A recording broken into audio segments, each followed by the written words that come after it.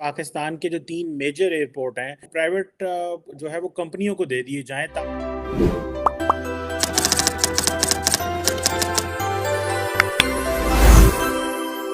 Hello दोस्तों, सत श्री अकाल, नमस्ते, अस्सलाम वालेकुम, वेलकम बैक। तो कैसे हैं आप? आई होप आप सब ठीक ठाक होंगे। मेरा नाम है अबूदर गिल और मेरा नाम है वकास। तो आज की इस वीडियो का हमारा टॉपिक है पाकिस्तान 3 एयरपोर्ट्स ऑन सेल। हाँ, इंडिया जो है पाकिस्तान के जो 3 एयरपोर्ट खरीदने की जो है ना उन्होंने ना वो कर दी है सिफारिश कि पाकिस्तान अब अपनी जो असासे सेल कर रहा है क्योंकि पाकिस्तान के पास पैसे नहीं रहे।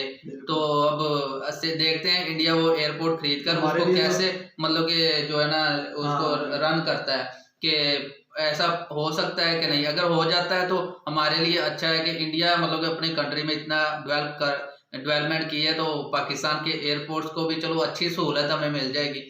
तो वीडियो स्टार्ट करते हैं उससे पहले चैनल कर ले सब्सक्राइब, बेल आइकन को प्रेस कर लें ताकि मजीद अच्छी अच्छी वीडियोस देखने को मिलती रहे। तो चलिए वीडियो स्टार्ट करते हैं। स्टार्ट। साल 2022 रंजो गम की कई दास्तानें छोड़ गया। हुकूमत ने ये फैसला किया है कि पाकिस्तान के जो 3 मेजर एयरपोर्ट हैं, प्राइवेट जो है वो कंपनियों को दे दिए जाएँ ताकि वो हमारे एयरपोर्ट चलाएं। सबसे बड़ी बात तो अगर मैं किसी भी बाहर कंट्री में होता ना, मेरा फ्यूचर सिक्योर होता। इंडिया में होते तो इंडिया में भी फ्यूचर सिक्योर होता क्योंकि वहाँ के अच्छे खासे उनके पास रिजर्व है और अच्छे खासे उनके पास अपॉर्चुनिटी आईटी डिपार्टमेंट। डॉक्टर साहब, बात ये हो रही है, वो कह रहे हैं कि तकरीबन 44 ममालिक ऐसे हैं जिसमें अमेरिका, बरतानिया, इंडिया भी है, बहरीन, ब्राज़ील भी है, जिसने ये ऑफर दी है हमें कि वो पाकिस्तान की ये एयरपोर्ट्स जो है वो संभालना चाहते हैं। डिफॉल्ट तुम किए हुए हो, तुम भीख मांगते फिर दरवाजे दरवाजे पे जाकर हमें बचा लो, हमें अल्लाह का वास्ता बचा लो। सऊदी अरब के पास जाते हैं वो आपको ना कर देता है, चाइना के पास जाते हैं वो आपको ना कर देता है। किसी और से आप मांगने के काबिल नहीं रहेंगे, किससे आप मांगेंगे? हर एक से तो आप लड़े हुए हैं, हर एक से आपने भीख मांग चुके हैं, हर एक के साथ आपके तल्लुकात सही तरह इस्तवार नहीं। डॉक्टर साहब, ये एयरपोर्ट भी अब हम ये एयरपोर्ट तो बड़ी स्ट्रेटेजिक जिसे कहते हैं, और ये कहा जा रहा है 20 से 25 साल के लिए ये जो एयरपोर्ट हम देने का हुकूमत सोच रही है। और इस पे वज़ीर-ए-आज़म शहबाज शरीफ साहब ने जो है वो एविएशन सेक्टर को कह दिया गो हेड। दुश्मन उसे कहते हैं जो हमारे बराबर का हो, वो टक्कर के नहीं, हमारे हमसे ऊपर हैं वो। जब हमारी टक्कर पे आप भारत की बात कर रहे हैं? हाँ, मैं भारत की बात कर रहा हूँ। जब हम उनकी टक्कर पे जाएंगे ना फिर हम उन्हें दुश्मन मानेंगे। और ये भी हम करते हैं बात करते हैं, सवाल है वो साल बड़ा मुश्किल साल आ रहा है, जैसे महंगाई का वो तूफान आएगा जो सबको बहा कर ले जाएगा। एयरपोर्ट बेचने से लोग टेक्निकल डिफॉल्ट हो गए। टिकटॉक वहां पे बैन हुआ, उन्होंने यूं टिकटॉक बना के फेंका है।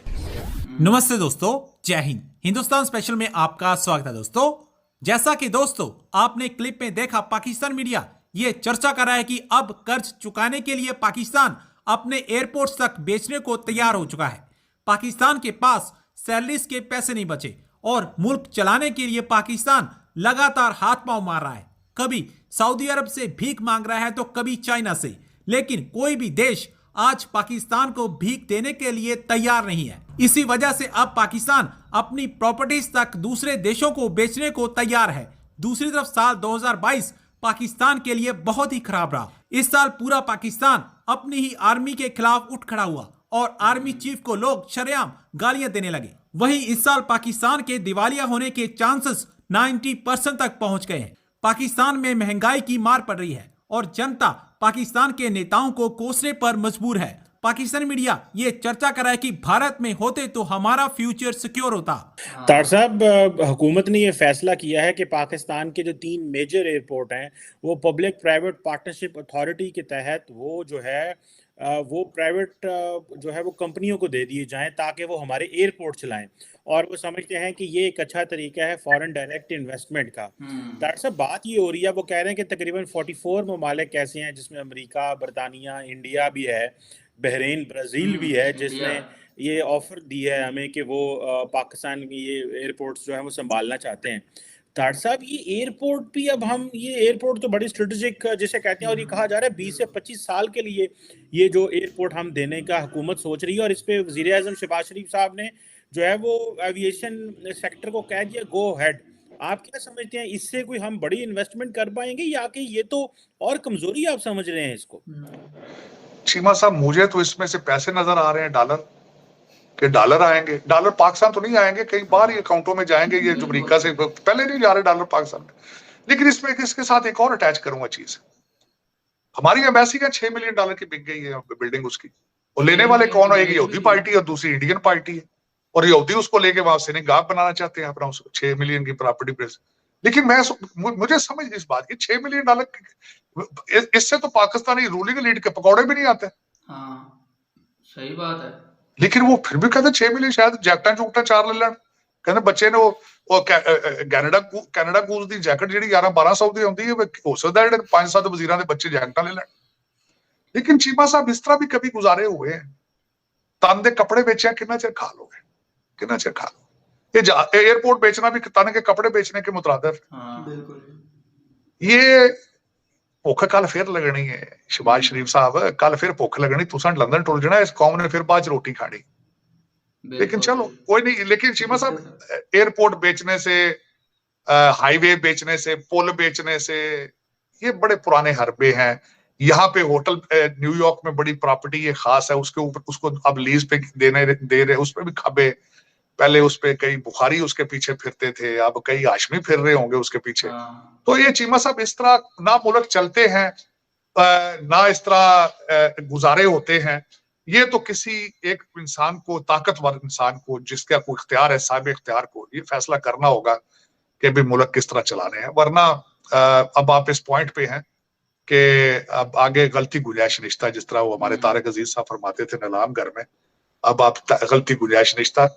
लेकिन ये कि मैं हैरान हूँ, न्यू ईयर आने वाला है, आपकी रूलिंग एलीट जो है वो बड़ी खूबसूरती के साथ इसको मनाएगी, बड़े पैसे इस पे लगाएंगे, शराबा चलनगियां, मुजरे होंगे, बड़ा कुछ होएगा पाकिस्तान। 76 साल की मेहनत है। देखें जी, आप कोई भी मेहनत कर लें 76 साल, तो आप उसकी एक्सट्रीम, मैं कहता हूँ आप मेहनत करते 76 साल तक, आपने जहाज पे, आपने चांद पर पाकिस्तान बना लेना था। आपने बड़ी मेहनत की, आपका हक बनता है, हक बनता है। बिल्कुल सही कह रहे हैं तार साहब। अगर आज इधर ना होते, आप किसी और कंट्री में होते, तो आपको क्या फ्यूचर होता, और यहाँ पे हैं तो आप क्या अपना फ्यूचर देख रहे हैं? सबसे बड़ी बात तो, अगर मैं किसी भी बाहर कंट्री में होता ना, मेरा फ्यूचर सिक्योर होता। इंडिया में होते तो इंडिया में भी फ्यूचर सिक्योर होता, क्योंकि वहाँ के अच्छे खासे उनके पास रिजर्व है और अच्छे खासे उनके पास अपॉर्चुनिटी है। IT डिपार्टमेंट, जिसे हम दुश्मन कहते हैं ना, वो भी हमसे बेहतर है। दुश्मन उसे कहते हैं जो हमारे बराबर का हो, वो टक्कर के नहीं, हमारे हमसे ऊपर हैं वो। जब हमारी टक्कर पे आप भारत की बात कर रहे हैं? हाँ, मैं भारत की बात कर रहा हूँ। जब हम उनकी टक्कर पे जाएंगे ना, फिर हम उन्हें दुश्मन मानेंगे। मौजूदा करंट टाइम में अगर मैं भारत को दुश्मन कहूँ ना, तो मुझे शर्म आती है। क्यों? क्योंकि आप अगर फॉरेक्स रिजर्व देखें तो $650 बिलियन का उनका है। हमारा पहले 10 बिलियन पे था, 8 बिलियन पे, 7 बिलियन पे, 6 और अब 4 बिलियन तक आ गया। मेरे ख्याल से हमने मजीद कम आना है या थोड़ा आगे भी जाने का? इंशाल्लाह कम आएंगे हम, इससे भी ज्यादा लगे रहे तो कम ही है यार। उनसे मुकाबले उन्होंने मेहनत की है स्टेप बाय स्टेप। वो PUBG उन्होंने बैन की, रातों रात उनके डेवलपमेंट में PUBG बना के यूं फेंकी है, ठीक है। टिकटॉक वहाँ पे बैन हुआ, उन्होंने यूं टिकटॉक बना के फेंका है। हमारे तो कोई बना भी ले, जिस तरह आपको मैंने बताया टैलेंट, वो तो पकड़ के उसको अंदर डाल दे। तो अगर इसी तरह चलता रहा, हमारे फॉरेक्स रिजर्व मजीद गिरता रहा, तो आने वाले टाइम में क्या पाकिस्तान का सर्वाइवल खतरे में तो नहीं नजर आ रहा आप लोगों को? ये भी खतरे में आने वाले टाइम में। अभी आपको डाउट है इस बात को अच्छी तरह जानते हैं, फिर कह रहे हैं खतरे में आने से पहले क्या बात है, अभी खतरे में है। अभी कुछ है ही नहीं हमारे पास, अभी भी हम सब गिरवी रखे हुए किसी न किसी। और ये भी हम करते हैं बात कि अगला जो साल है, वो साल बड़ा मुश्किल साल आ रहा है माशी तौर पे, कसाद बाजारी है। लोगों को सजेशन यही है कि वो अपनी अपनी जगहों पे अपना अपना काम रोकें, होल्ड करें, ठीक है। बहुत इन्वेस्टमेंट, ह्यूज इन्वेस्टमेंट, ये वो कुछ अरसे तक, शुरू के चंद महीने पूरी दुनिया में।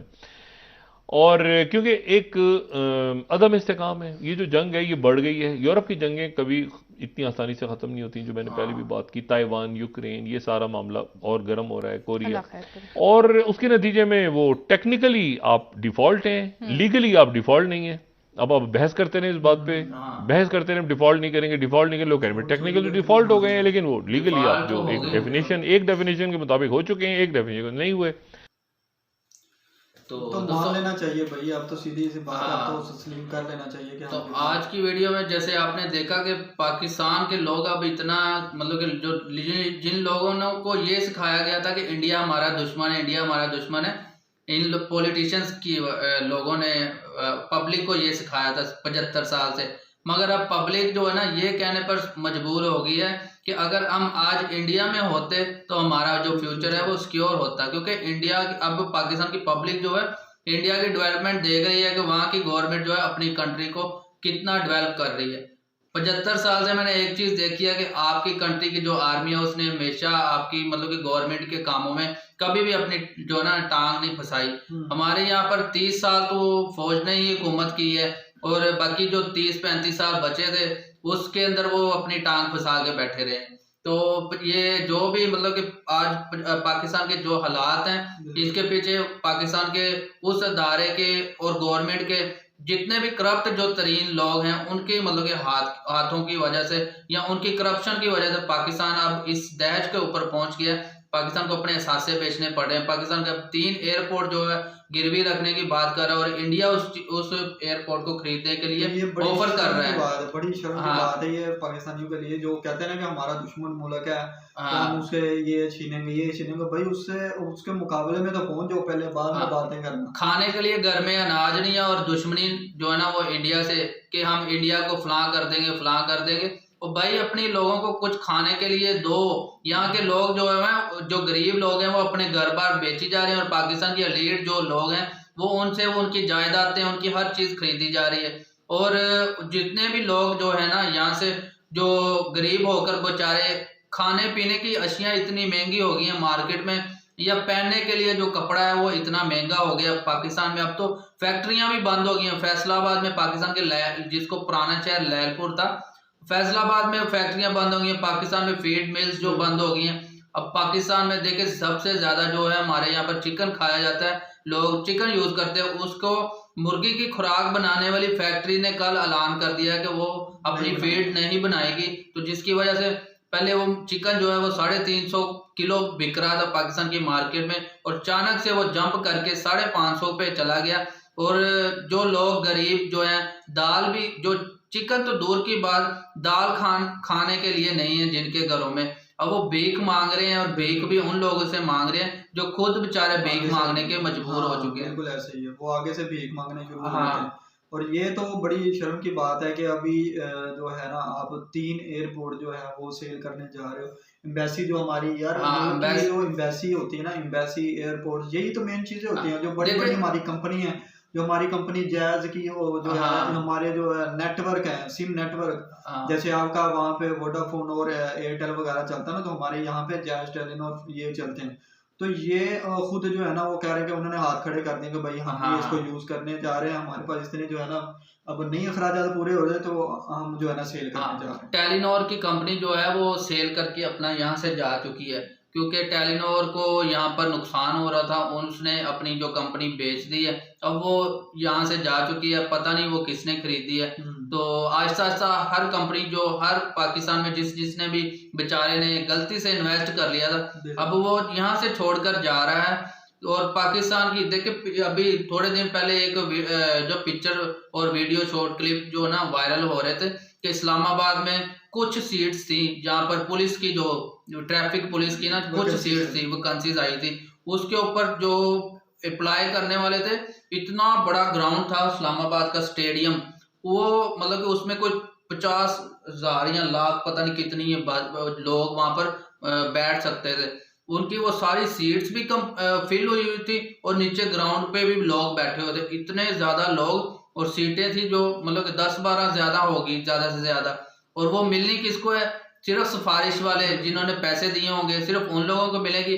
और जो इतना बड़ा ग्राउंड में जो मजमे लगाकर लोग आए थे और उनका वो टाइम भी वेस्ट गया, उनका वो जितनी भी फीस थी वो गवर्नमेंट के खाते में गई और पब्लिक को जो मिला सिर्फ धक्के और टाइम वेस्ट। ये मतलब कि पाकिस्तान के हालात कर दिए हैं इन जो ना आप क्या कहें, मतलब कि ऐसे लफ्ज भी हम बोलने पर मजबूर हैं मगर हम बोलना नहीं चाहते, क्योंकि ये भी एक इंसानियत के खिलाफ होता है कि आप किसी से मतलब कि तंग आकर उसको गालियां दें, या फिर ये भी एक मतलब कि इंसान की जो है ना ये तो उनको खुद सोचना चाहिए कि यार ये मतलब कि वो गरीब अवाम के साथ क्या कर रहे हैं। जो मिडिल क्लास फैमिली है, जो लोअर तबका है, वो क्या करे, वो अपने इतने उनके पास अखराजात नहीं होते, इतनी कैपेबिलिटी नहीं होती कि वो उनको जो है खरीद सके। अब ये IMF के पास जाएंगे, वहां पर जाकर भीख मांगेंगे, वो इनको भीख देंगे और फिर इनसे मतलब कि ऐसे ऐसे जो चीजें मनवाई जाएंगी जो कि सिर्फ सिर्फ जो है ना पब्लिक, जो गरीब पब्लिक है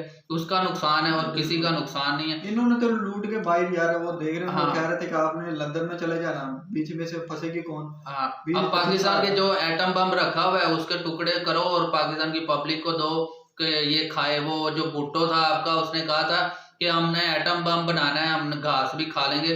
वो तो मर के भी जिंदा है वो सिंध में। यहाँ पर तो मतलब कि सिंध में जो पागल लोग रहते हैं उनके तो अभी भी दिमागों में वो जिंदा है। जिसने पाकिस्तान के टुकड़े करवाए वो गद्दार बंदा, जिसने मतलब कि उसको यहाँ पर जो हमारी जिन लोगों ने भी पाकिस्तान का जो स्टडी का लिटरेचर जिन्होंने लिखा या लिखवाया उसमें उसको जो है ना हीरो बनाया। और मुजीबुर रहमान जो बांग्लादेश के बानी थे उसको यहाँ पर गद्दार बनाया। मगर हम जो है सच बताएंगे, सच के मतलब के रियलिटी की बात करेंगे कि भुट्टो जो था उसने पाकिस्तान का टुकड़े करवाए। यहाँ पर पाकिस्तान को उसको जिसको हीरो बनाया वो एक गद्दार था, उसको फांसी दी गई। अच्छी बात है। ये जो मुजीबुर रहमान या बांग्लादेश के लोगों के साथ जो भी हुआ उसके लिए हम उनसे अपोलोजाइज करते हैं।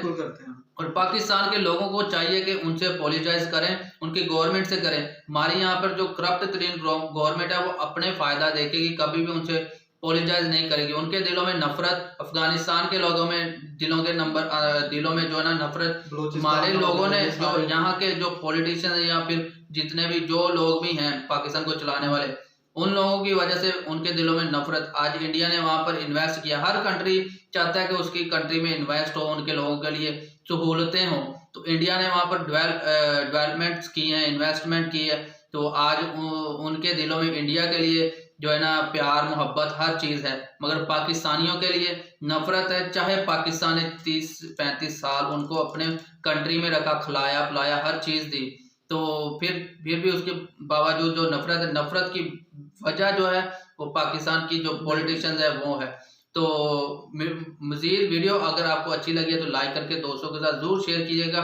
अगर वीडियो अच्छी लगी है तो नीचे कमेंट करके बताइएगा कि आपको वीडियो में क्या हमारा, अगर आपको किसी वीडियो के ऊपर रिएक्शन चाहिए तो आप हमें कमेंट कर सकते हैं, या इंस्टाग्राम का हमारा लिंक है डिस्क्रिप्शन में, उसमें उसके ऊपर हमें टच कर सकते हैं, मैसेज कर सकते हैं। हाँ, तो चैनल को जरूर सब्सक्राइब करें, बेल आइकन को प्रेस कर लें। आपके सपोर्ट से चैनल आगे ग्रो होगा। तो आप अगर सपोर्ट करेंगे तो मजीद अच्छी अच्छी वीडियोस बनाने का हमारा मन करता है। मतलब कि जब इंसान किसी को सपोर्ट करता है तो तभी उसका हौसला बढ़ता है। तो आप हमारे हौसला बढ़ाने की वजह बन सकते हैं एक लाइक और शेयर से। तो मिलते हैं नेक्स्ट वीडियो में, तब तक के लिए आप सब अपना ख्याल रखें।